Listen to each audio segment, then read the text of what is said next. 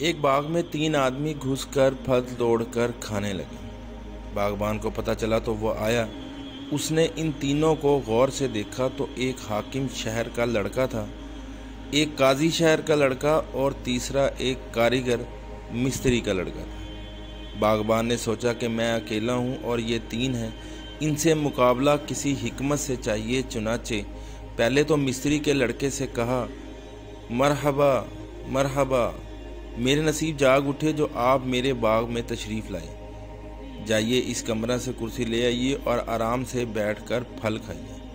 مستری کا لڑکا کرسی لینے کے لیے گیا تو باغبان نے ان دونوں سے کہا، جناب آپ دونوں کا تو حق ہے کہ میرے باغ کا پھل کھائیں، ایک حاکم دوسرا قاضی، مگر یہ دنیا دار مستری یہ کون ہوتا ہے جو آپ سے برابری کرے؟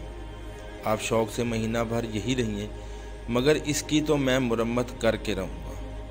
اسی طرح ان دونوں کی تعریف کر کے مستری صاحب کے پیچھے گیا اور کمرے میں جا کر اسے خوب مارا اور بے ہوش کر دیا۔ پھر باغ میں آیا اور قاضی صاحب سے کہنے لگا، بے وقوف، یہ تو بھلا حاکم شہر کا دل بند ہے، ہمارا سب کچھ انہی کا ہے، مگر تو کون جو ان سے برابری کا دم بھرے؟ پھر اسے مارا اور گرا لیا۔ اب حاکم صاحب اکیلے رہ گئے۔ پھر ان کی طرف ہوا اور بولا، کیوں جناب، جب آپ ہی یوں ڈاکے مارنے لگے تو پھر ہمارا اللہ ہی حافظ ہے۔ یہ کہہ کر اسے بھی خوب مارا اور اسی طرح ایک ایک کر کے سب سے اپنا انتقام لے لیا۔ اس واقعہ سے ہمیں سبق ملتا ہے کہ دشمن ہمیشہ تمہارے اندر پھوٹ ڈالنے کی کوشش کرتا ہے، اس کی چال سے خبردار رہو اور اتفاق کو ہاتھ سے نہ جانے دو۔